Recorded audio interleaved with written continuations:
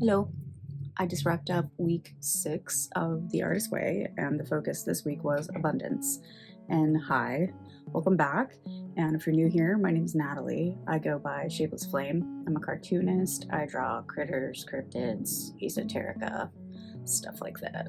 Speaking of cartoons, I drew this one in 2021. COVID was over and I was back to work for an artisan shop that was funded by a local nonprofit in West Virginia, and was actually gearing up to quit. If I'm being completely honest, I took that job as an escape from my corporate gig of 12 plus years where I was working as a proofreader and copywriter, and it was just sucking the life out of me. So I thought, if I go to this place, at least it's related to art. I'm not doing it myself, but I'm facilitating for other artists to make sales and, get more exposure. So, close enough, right? And then I was there for about 3 months and I barely got to learn anything. And then the lockdowns happened in 2020. At first I was like terrified, but then quickly realized that being home like that for the first time in 12 plus years was completely transformative. I was reckoning with how stressful my corporate career was and how much wasted time and energy that I had at that job.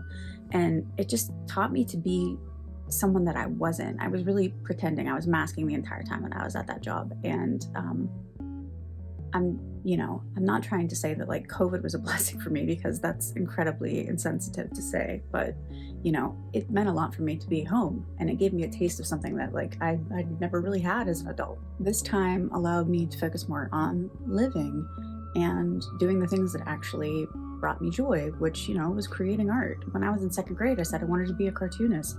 So like, I just went all in on it, like I was still doing my day job from home and everything, but like I was also creating art. I started to grow a modest following online, and this is actually around the exact same time that I did The Artist Way for the first time. So this book does really mean a lot to me. So fast forward again to 2021 when I drew this cartoon. I really resented having to be back at work.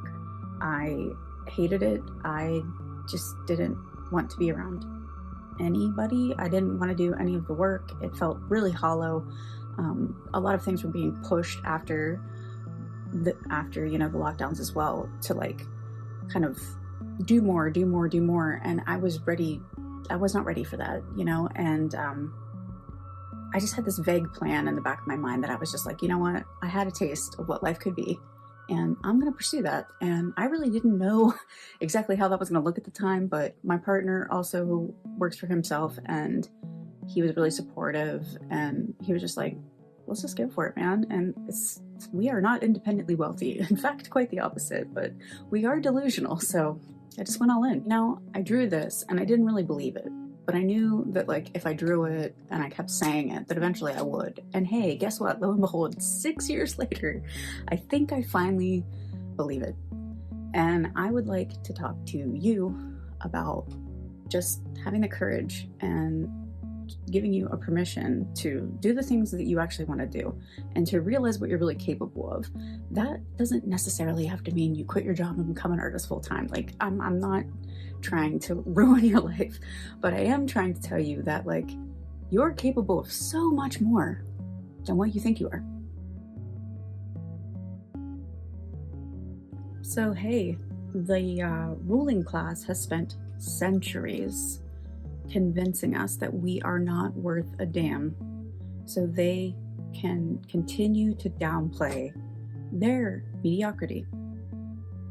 And how many people have you known in your life that have told you to play small and told you that that wasn't something that you could do, or you need to think more practically, and you need to ABC, because it helped them to push off their unrealized potential by telling you, oh hey, I feel like what you're doing right now is sort of threatening me in a way, and if you're just gonna want to be a little quieter, and you're gonna want to just go get a job and just be a part of the crowd, okay?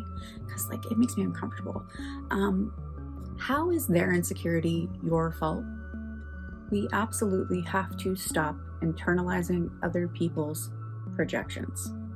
full stop. Also, if your idea of fame and your self-worth has not shifted significantly over the past decade, I certainly hope it has in light of the recent release of the files, because our self-limitations have been carefully curated. I mean, I grew up with Fiona Apple saying this world is bullshit at the VMAs, and it resonated when I was 14 years old, but it took me a long time to actually really unpack what the hell she meant, and I think I know what she meant. Real people need to make art. They need to create. They need to contribute to culture. We need independent art now of all kinds with diverse points of view. We need people of color. We need queer people. We need women. We need class-based lived experiences expressed through art, because that's what should be shaping our narrative. It's always what should have been shaping our narrative. Not only will it make the world freer, more just, it'll just make things so much cooler. Be real. Multiculturalism, diverse points of view, it makes everything cooler. And it keeps money in our communities and in our pockets. And it just makes everything better. We need to be more nuanced. We need to go deeper, and we need to really, really, really commit to putting out art into the world right now. What if we all just decided to commit to a better future? What if we all just decided to wake up one day and just realize our limitless communal power? We would lead a new renaissance. I think so, don't you? So scarcity mindset is probably the biggest obstacle for me, because I have to work at this every day. I grew up poor, and for all of the privileges that I have now, I live in a home, I have a car, I can put food on the table. I still can't afford health insurance. So, that's why I say I'm not encouraging everybody to go out and quit their job and pursue art full time. I recognize that this is a very real obstacle for people, but it's something you gotta work on deconstructing, like big time. And I live in Appalachia. I see that there's really no jobs anymore. Unions aren't really a thing anymore. There's no definable culture aside from like fast food and chain restaurants and the mall. And there's a lot of people that have been exploited by the system that don't realize they've been exploited by the system, and they choose instead to blame the other and to point fingers and blame their neighbors, blame people in cities for all of the exploitation that has been happening for decades longer. And I've kind of given up on trying to change a lot of these people's minds, but I can change my own. Again, not taking away from reality that living in survival mode is very real for a lot of people, and I've been there, and there are times when my nervous system defaults to that, but I actually can shape my reality in the way that I think, and expanding my mind and realizing that I do deserve better, and I do deserve to have good things in my life. And I have to be really dogged about that. I have to meditate every day. I have to journal. I have to really constantly check in with myself to remind myself of that. And that's my advice, that it's not something that you're just going to snap your fingers and get over. I think it's going to be something that I have to deal with for the rest of my life, but I'm committed to focusing on good things. If you want a good one-liner, you control your own mind. You own your mind. Despite your circumstances, you own your mind, and your mind is boundless. Now, once you realize all these things and, kind of open yourself up to abundance, recognize that that's about more than just work and money. You deserve to live a full, beautiful, pleasurable life because you just deserve it. You don't have to earn it. If you are choosing every single day to show up for yourself, for the people that you care for your community, and for the greater good of humanity, then you don't have anything else to prove. Relax, rest, indulge.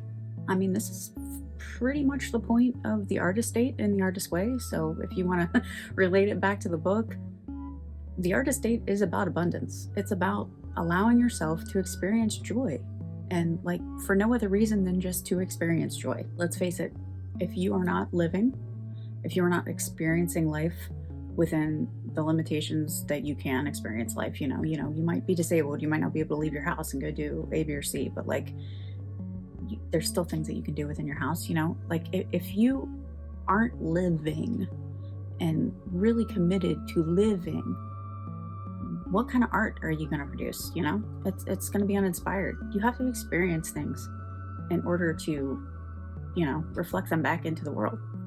And hey, guess what? This is part of the programming too, because if you are too busy, too distracted, too miserable, you don't have any space for curiosity. So let me just say it one more time. You do not have to earn joy, pleasure, or rest. It is your right as a human being to experience those things. Thanks for tuning in today. I hope you're hanging in there right now and that you're doing things to improve your quality of life and the quality of life of those around you, making art, calling your reps, putting your body on the line to save your neighbors, something. And while you're at it, I want you to be relentless in protecting your precious energy and seeking joy in both big and little teeny tiny ways.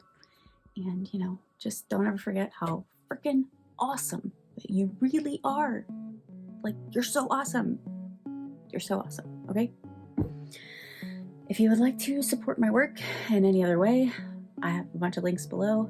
And please like and subscribe to my channel so, I can get more people staring at this stuff and, having a good time. Bye, guys.